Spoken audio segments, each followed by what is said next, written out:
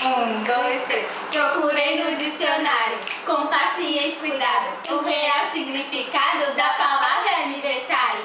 Hoje é seu dia, tu tenho que comemorar. Amigas como a gente, pra você se alegrar.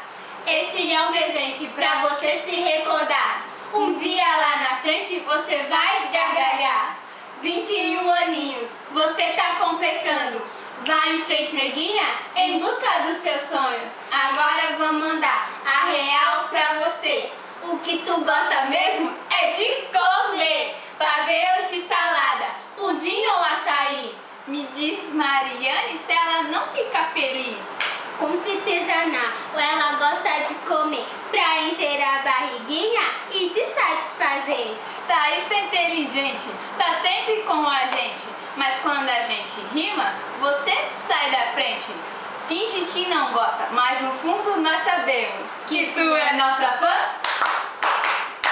Que tu é nossa fã. Que tu é nossa fã. Que moral, Thaisinha, essa foi só pra você. Com capinha e fotinho do nosso primeiro CD. Aí, Thaís, essa foi pra você. Uma riminha da MC Na, MC Ma, N-A-M-A, tá ligado? Essa foi pra você, amiga. Mas agora é sério, isso foi só apenas uma brincadeira. A gente sabe que você gosta muito das nossas rimas, então a gente decidiu homenagear você com elas, tá bom? E feliz aniversário, quero dizer pra você que eu te amo muito, quero profetizar sobre a sua vida, que você continue sendo essa discípula fiel, essa discípula temente a Deus, uma irmã pra gente, que nós podemos contar, que juntas possamos edificá-las sempre umas às outras, e que você continue olhando para o alvo, que você não olhe nem para a direita nem para a esquerda, mas sempre para Cristo, amém? Amém. Apenas dizer que te amo e conta com a gente. Sim, amiga, isso daí só foi uma brincadeira. Eu tiro o chapéu pra você, né, nesse dia.